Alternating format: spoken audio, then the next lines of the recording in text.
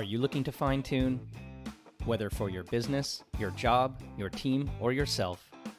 In each episode, we will be discussing different ideas and opinions using real-world examples to help you see opportunities, innovate, and succeed.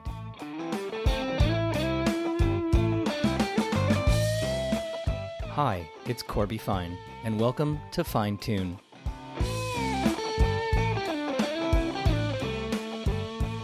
So today I have the pleasure of doing my first ever Backyard Jam podcast interview. And I promise I'm 6 feet apart from the guy. Almost. Maybe. This is he just moved. This is a gentleman who I have known for many years. I can't remember where I first met him, though I do recall a moment at a conference in Vegas. And if you listen to my podcast episode with Lauren from Loblaws, I think Vegas and a conference was there as well. So this seems to be a recurring thread with me. But while Lauren was in a bathing suit at the pool, this gentleman, Shawn Mandel, was in a conference room, at a bar, in a hotel room, all over the place. I think he was maybe the most mobile man in Vegas. Shawn Mandel, thanks for joining me in my COVID-free backyard this evening. It's a pleasure to be here, Corby. It's a nice backyard. Thank you. I'm thanking many stars that I redid it last year. And for those of you, and Wayfair is not a sponsor. In fact, I have no sponsors. Feel free to donate. But I have the fire table going, and maybe I'll take a picture of that and put it on the post. Should roast some marshmallows. We could. It's a s'mores backyard podcast interview. So tonight's a little more casual for a whole bunch of reasons. One, because as long as I've known Shawn, I don't think I've ever seen him in a suit. Two, we're both wearing shorts and Crocs sitting in my backyard with birds chirping. And three, we decided that this would be a bit more of an off-the-cuff conversation than many of my other more structured podcasts. Works for me, Corby. Let's do it. Good. So I met Shawn as the digital guy at one of our favorite telcos in Canada, Telus Communications. And Shawn basically built himself a reputation, not just in Canada, not just in North America, but globally, for being a transformation leader. And not just transformation in terms of the buzzwords of technology and MarTech and blah, blah, blah. But he really transformed the culture of the organization, so much so that I would say in the last 5 years, the background checks from executive recruiters on him far surpassed, see, I've never told you this, far surpassed anyone. And it was really like, is he that good? So Shawn, welcome. And maybe start off with, are you that good? Thanks for the kind words, Corby. Am I that good? I think, listen, the journey that we went on to create what is Telus Digital has been a fascinating ride. It started with, a flyer on, could we do something dramatically different to reinvent a large company, right? And we got inspired by a lot of the work back in the day when, the lean startup movement and Eric Ries was a thing. So this was, 2012? And we started essentially a startup kind of company within a large enterprise. And what was, 20 people working at a training room that was about 40 by 40, turned into about 500 people over almost 7 years. And I'd say we made a lot more mistakes than we did successes, but I think the successes surpassed all the challenges that we had. And it was a fascinating ride in culture, in people, and how to think about the customer and put the customer in the middle of everything you do. And ironically, as you traverse and go through that journey, you realize that the technology is the easy bet. And the human element of transformation is far more challenging than making a bunch of technology investments. Yeah, I think back to inspirations I had and the way you talk about agile. I always talk about sort of personalization, which now I call relevance. And I remember reading a book in, I think it was 99 by Peppers and Rogers, One-to-One Marketing. And maybe 2 years ago, I actually went on LinkedIn and I connected with Dr. Pepper, literally Peppers. And I sent him a note and I said, I've got your book. You were like a super inspiration. I've been working for 20 years. I'm way older. Here's some thoughts. And I said, oomph, I'd use other words, but I won't say it. I said, by the way, I would have called it relevance, not one-to-one personalization. And he wrote me back. I have it in my LinkedIn still. And he's like, yeah, I kind of agree with you. And so, I think about inspirations in my career and sort of how I've taken action. You've become really a leader in large-scale organizational change, particularly around agility, again, to your point, not in tech, but in culture. And so who do you look up to? Like who are your mentors, advisors, and people that you would want to reach out to, like Dr. Pepper? Like Dr. Pepper. I had the pleasure of being surrounded by some amazing people in my career. And I remember when I got my start at Rogers about 20 years ago, it wasn't anybody fancy. It wasn't anybody super famous. It was just this desire to learn, right? And so I remember joining the organization. A bunch of folks my age were huddling together, working together, and I was the first guy trying to find, those old school, technologists who have been inside the organization for many years. And I just surrounded myself with some amazing people who taught me like the value of like what a good testing spec looks like, the value of what good documentation looked like. And a lot of the mentors I had, and these were the guys who built like the first mobile networks in Canada. And like their stories and just everything they put into what they did was very much the benchmark that you always had to live up against. And I think that as the years went on, we've kind of lost that touch around like what kind of old school service development and product development is like. So a lot of the mentors and the people that I look up to were just the hard workers, like the solid professionals, the guys who were like in the trenches doing this stuff for a living. When it comes to other mentors and people that I've looked up to over the years? It's a good question, Corby, because a lot of my brain just goes back to, some of those guys I surrounded myself very early on in my career versus anybody who stands out. Somebody who I always find fascinating is someone like a Malcolm Gladwell. Malcolm is fascinating because he's got this way about the way he debates and discusses topics, and just his knowledge and his humbleness is obviously very exciting to me. So like listening to his podcasts, just understanding his background and where he came from was always somebody that I looked up to, but it wasn't for any other reason that I just found it fascinating. So on the flip side of that, tied to culture is hiring and having people around you. And so you've been notorious for being known as someone who gives pretty hard interview. A lot of use cases, hand drawings on napkins. Yes. When you think about the biggest successes you've had in attracting really good talent into these environments that you're in the middle of transforming, what makes the right person for you a really good top talent candidate? Like what's the secret to surrounding yourself with good people? I think the secret to the interview, if you will, and we can talk about surrounding yourself with good people, is you got to put people on the spot. You got to like really see what people are made of. Like ad hoc podcast interviews? Ad hoc podcast interviews, putting a piece of paper and a pencil in front of somebody, leaving the room for 10 minutes and seeing how they break down and solve a problem. And just understanding people's thought processes and how they approach different things. There's no real rhyme or reason behind it. You're looking for good problem solvers. You're looking for people who have a certain personality, people who want to drive an inclusive and diverse environment. And so when I'm interviewing, I'm taking you for a spin just to see, how well you've been cross-trained. Usually what I find is the best candidates have very varied experiences or are able to pull away from the specific role in the specific company and talk about like how transferable their skills are. And the best way to do that is put them to the test. A lot of companies, especially Valley-based, seem to be moving to this T-shaped leader model. I don't know if you're familiar with it or not, but it's essentially what you're talking about with a buzzword, because everything in the Valley has to have a buzzword.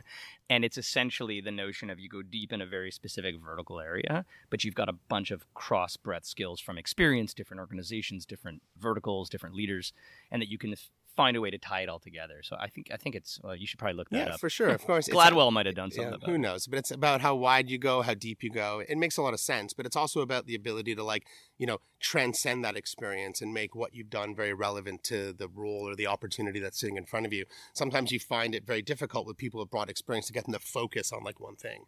I think guys like us struggle with that because we have such broad and varied experiences throughout the years we've been working, and it's difficult to find good people who know how to like zone in and center on one thing and don't get distracted by talking about too much. So how do you know when you're on the right path to success through these transformations? And maybe we'll bridge, you spent a lot of time at Telus in a very senior leadership position. And I actually looked it up. It was 1 year and 2 days ago, I believe, was your first day at the new job. Yes. Which has its whole other storyline to it right now. As the CIO, CTO, C something of Cineplex. Yes. Which is the largest entertainment company really in Canada. So we'll get to the story of Cineplex, but maybe just a little bit around that sort of first thought, which is as you're trying to transform a telco, how do you know that you're on the right track? What are those KPIs and measurements that you need to set yourself and watch for? Yeah, I think, when you look at any sort of large scale transformation, I think in some instances, a little bit of the less you know, the better. Because what I'm finding as I've grown up in my career, you've seen a lot, you've been through a lot. And so you have this desire to take on too much. And a good transformation framework might have 15 or 20 different elements to it. And that can become daunting and distracting. And you're trying to bite off more than you can chew at the beginning of it. And I think what you got to think about is, what are the handful of key outcomes that you're chasing? The KPIs are really dependent on the environment you're in. When I joined Cineplex, the KPIs we started to look at were quite simple. What were the things that were going to drive the team member and engagement? What were the KPIs that were going to drive the customer and the customer experience? And what were the KPIs that were going to move the needle for the business? In our early days, a lot of that was about, hey, what are the key metrics associated with a reliable environment? From a technology perspective, Cineplex.com never withstood the force of any epic movie release until, about 6 months after I joined, when we had to re-engineer the stack so we could deal with Star Wars. I was going to say, what movie was it? Yeah, it was Star Wars. Because I actually got a gift when I first joined. Is about, 4 weeks before I joined the company, Endgame launched and Cineplex.com went down. And what I realized as I joined into the company is every major epic movie release launch took down the website because everything was pre-order and advanced seating. And so the volume was just something that was too much for it to handle, obviously. And so we got into an environment where it's I was just handed this gift, front page of the National Post website goes down. Right. And I remember day 4 of my job in there, the first thing that we did was we got into a room and did a big retro, what's going on, guys? What happened? What are the things we need to do to make it better? So in my early days in this context, a lot of it was about reliability. A lot of it was about cybersecurity. A lot of it was about delivery, and actually being pragmatic and doing things in small chunks proved very valuable, because we kind of slowly iterated our way to a place that allowed us to withstand the force that was then Star Wars back in December, right? So again, the KPIs depend on your context, but a few for us: reliability, team member engagement, cybersecurity were top of the list as I took on the new job. So what attracted you to really a leadership position to try and transform what I think many would think of as a pretty, stable legacy business? I mean, I remember going on 250 Tuesdays to see the movie, and to be blunt, other than the size of the theater and the quality of the audio and the fact that I can pre-book my seat, the popcorn's still the same. At least it tastes that way. By the way, a tip for everyone in the Greater Toronto area. I did find the supplier during this pandemic of the popcorn kernels. I bought a 35-pound bag for $25. It is in my basement if anybody runs out. We eat a lot of popcorn in my family, and the pandemic left me worried. You could also hit up Uber Eats or skip the dishes and get some fresh to your house as well, Corby. I like to go big. Anyway, so what was it that said, hey, you've transformed this massive, I guess at the time, legacy telco, and now it's ripe and ready. I can hit the distribution for Star Wars. What was it about the company that attracted you? I think for me, a lot of what was exciting about the opportunity was looking at I'd step back and I'd look at the state of this idea of a digital or a digital officer. And I was always of the impression and belief that over time that role gets squeezed out. The marketing comes a bit southbound and gets more technical. The CIO, CTO role gets a bit more progressive. And then that middle ground of what is a data officer, a digital officer starts to vanish. So for me, ton of experience on the digital marketing side, spent a ton of time with our marketing teams in the agency, but just didn't have that traditional CIO, CTO experience. So for me, being able to empathize better with that side of the world and spend more time in a traditional CIO, CTO role was very attractive. And at the same time, I don't know if you've ever met Ellis Jacob, but the man is fascinating, right? And what was, an 8-plex in Sault Ste. Marie 30 years ago turned into a multi-billion-dollar company. And the story of Ellis and what he did to take some risks, build the business, the acquisitions that they made through the business, but also the realities of what was the Scene program and some of the investments that were made by Cineplex and Scotia from a Scene program perspective created this data asset that was extremely attractive. So The role combined these great elements of product, digital, and data that I knew very well and was in my sweet spot, and I was able to create a role that pulled IT technology into it. So for me, the idea of integrating all these assets, driving an architecture of the future that was about data at the core was a great opportunity. And then being thrust into an environment where there was a major desire for change and investment was extremely exciting. Also, going into a bit of a smaller footprint, not necessarily a big bank or a big insurance company or a big telco, was also exciting because I thought it would create, and it did, a different set of constraints that drove a lot of creativity in how we solved problems. You know, I've come from an environment with big teams and big budgets, and going to an environment that didn't have that size and scale has been the most amazing experience over the last, 13 months. I can't tell you that I would have learned this much anywhere else. 12 months, 2 days, wasn't it? I think it's actually, if we step back, I think it was April 29th. Must have been the press release. It's about 13 months. It was the press release. It was the press release. Yes, it was the press release. See, I do my homework. You do. I like it. Ish. So you said something interesting. I've been debating for some time, especially with a lot of retained search recruiters, about the notion of the title of like Chief Digital Officer. And my theory is pretty basic, and I think it's aligned to yours, but maybe give me your perspective.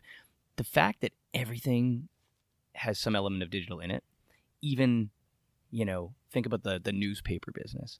I mean, the words are typed, they're sent, they're edited, they're stored, they're distributed through digital channels. They just happen to sometimes, now a little bit less than before, output in different formats. One of those formats happens to be tactile paper. But at the end of the day, like, come on, everything we do is either created and or transferred or transposed, some regards through digital. So is the title Chief Digital Officer relevant in 2020? It depending on the organization and the context, it is. I was always a big believer that the goal of a really good chief digital officer is to kind of manage themselves to a relevancy and push digital skills and capability as far and wide throughout the enterprises as possible.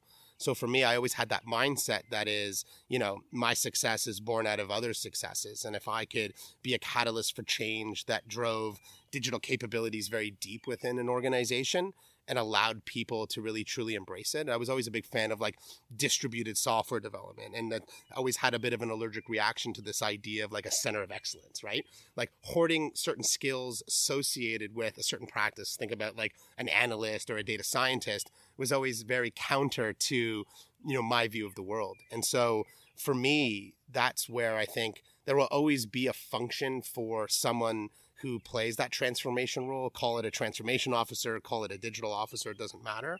Because I think a lot of companies are still grappling with the reality of the transformation ahead. I'm also a big believer that we're kind of probably in the second, maybe third wave of this transformation. And a lot of companies just, and it's from no fault of their own, just haven't got it right. And it's very difficult. And I'd say probably 1 or 2 out of every 100 companies that take on this journey kind of quote unquote get it right.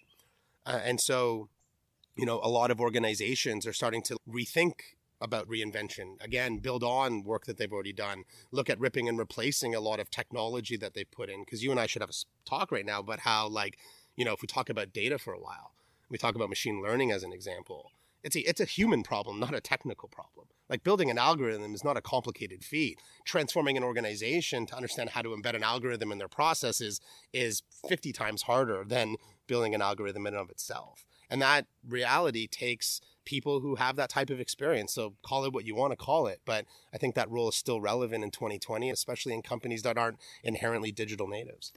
Yeah, I think the bias that we've identified in the last number of years around how data is used in organizations. So, having worked in a large financial institution, you realize pretty quickly that there's a few things that are inherent in how the businesses have run for years. So as an example, in Canada, you can take parental leave, whether you're a man or a woman. And so we did such a great job at sort of neutralizing the gender from the political sphere of having a baby. But we kind of forgot to do one other thing, which was that while it's still a majority of women that wind up taking the leave, when you apply for a mortgage and you haven't had employment for 11 months, whether it's because you were actually unemployed or on maternity leave, we kind of forgot to adjust the models that did the adjudication on the mortgages. And so when I think about, how do we go way beyond that, really, and start to think about all of the applicabilities of data in how we operate our businesses, yeah, maybe it's evolution of what a chief digital officer is. But I like you, think that this sort of future state is this mashup of digital customer experience, data analytics, tied with marketing and enablement. It becomes the enabler of a business. You just happen to have done an interesting thing, which is add in the ownership of the guts, the infrastructure of tech. Be careful what you wish for. Okay, why? Because it can get distracting. You know, when you're trying to keep basic IT operations running, focus on things like security, it can become quite daunting and quite challenging. And it can distract you away from what I would describe as probably, you know, some of the more shiny objects that you want to chase. You know, going back to this digital and data thing, I think they're becoming somewhat synonymous with each other. You know, as we at Cineplex contemplated what the architecture of the future was, and that's even in like a traditional IT context, or even what a digital architecture looked like, the answer was actually data at the core. And so any digital officer or even chief information or technology officer who doesn't understand the data domain and doesn't understand the power of what data at the core means, you're probably going down the wrong path when it comes to the architecture you're trying to build for the future. And then in turn, the processes and the ways of working that you wrap around that. So for me, I think CDO is data and digital. And I think that you got to contemplate how broad your scope of your role is, because I'm getting a new appreciation now for being on all sides of it. Ready? You know, we own UX, we drive product, we drive digital, we drive data, and we run IT. And that's a massive scope for anybody, regardless of the size of the organization. You got to pick your bets, because I think the reality is, in a lot of these transformations, back to the question you asked before, is you kind of got to meet people where they are on their journey. You know, you can't force certain people down a certain path. And that requires a lot of understanding around where people are, especially with regards to how they view a transformation. So we spent the first little while in the new job actually asking people what they thought my job was. And walked around and built a point of view. So it's always good to get the job spec from the headhunter. It's this beautiful document. It outlines this role. It looks really good on paper. But you got to walk around. You got to ask a bunch of people like, so what do you think I do? Or what do you want me to do? But then also kind of wade through that and then find the common elements to then bridge and build forward. And the reality is, no matter how much you know or how much you understand about where things go, your job is to take everybody for the ride. And the second you get ahead of everybody or you go rogue and you go around, it just makes that journey that much more difficult. And so while the early days are challenging and have, you know, their moments, I think the value in taking the larger group for the ride will pay off in the long term. And while it might take you a little bit longer, it's worth the outcome. It's much more of a pragmatic way forward. So 2 more areas. The first, and we've talked a little bit about this in the past. Well, at least we've WhatsApped about it. So you're in a, you know, you've been around for a while. You've touched a lot of things, a lot of businesses. Some VC lands on your lap and says, here's the 7-figure check to go, you know, start the next business. What is it? What's the opportunity that you see right now that any of my budding entrepreneur listeners who are thinking about what to do next would get your attention at the door because they've slayed the beast of the opportunity? What is it? Where do you put your money? Where do you put your money?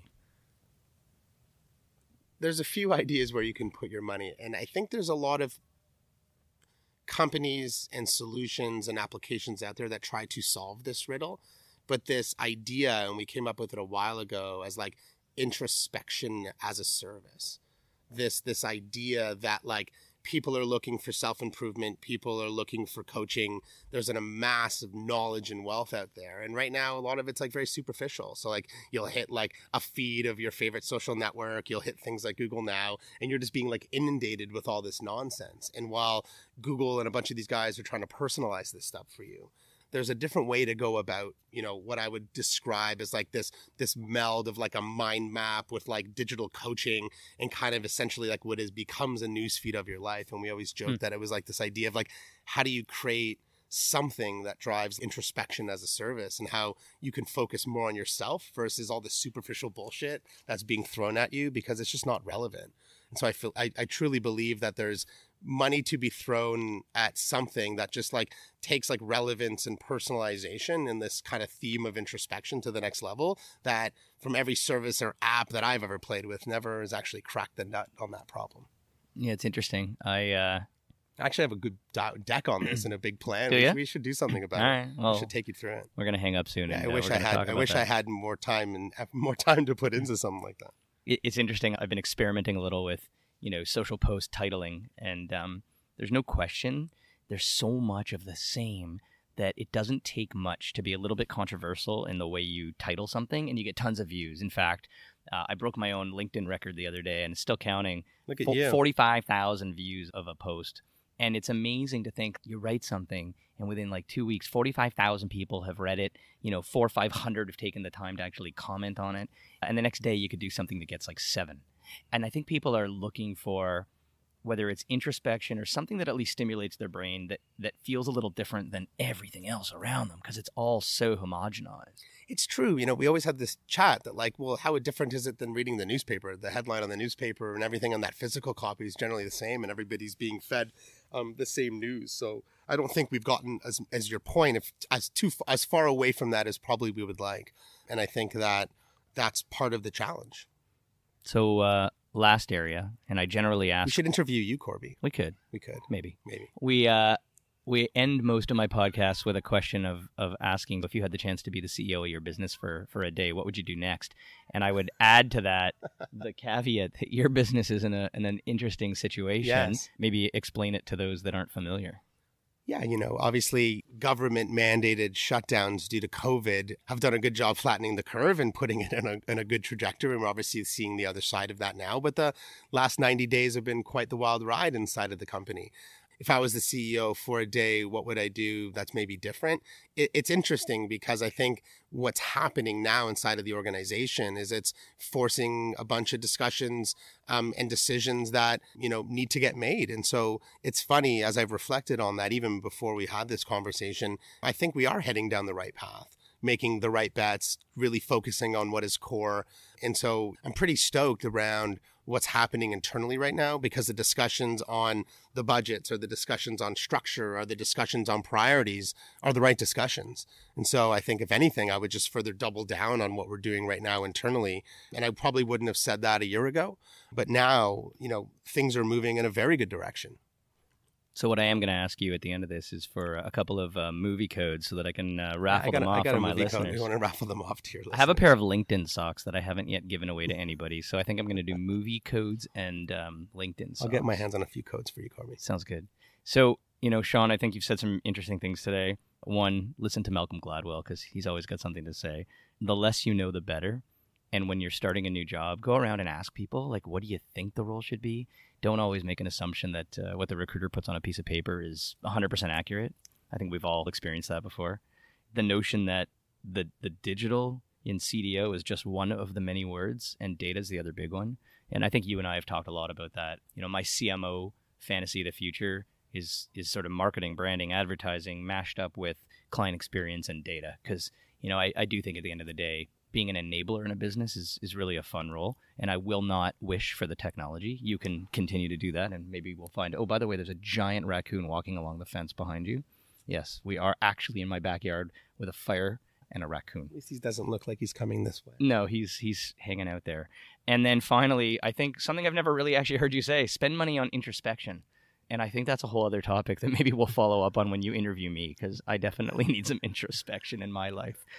But Shawn, listen, man, you're a good friend and a good person and always insightful. And thanks for hanging out in my backyard and having some soda water and doing this with me. Cheers, Corby. Thank you. Thanks, man.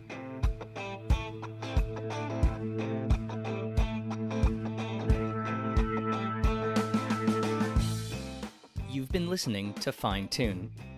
If you haven't done so already, please subscribe to the show wherever you get your podcasts.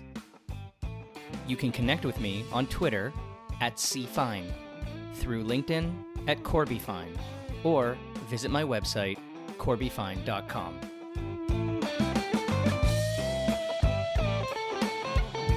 Fine Tune is produced by me, Corby Fine. Thanks for listening.